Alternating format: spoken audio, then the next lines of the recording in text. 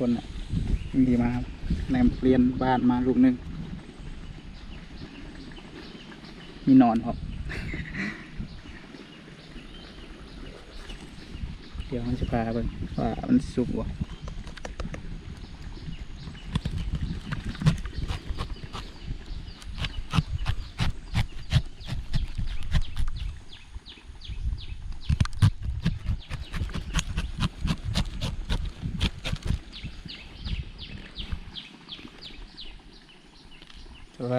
แทมโอ้โหอย่างนี้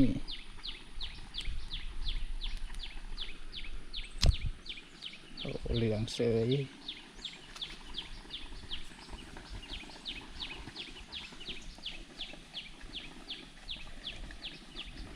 เดี๋ยวมันจะกินแห้งกัน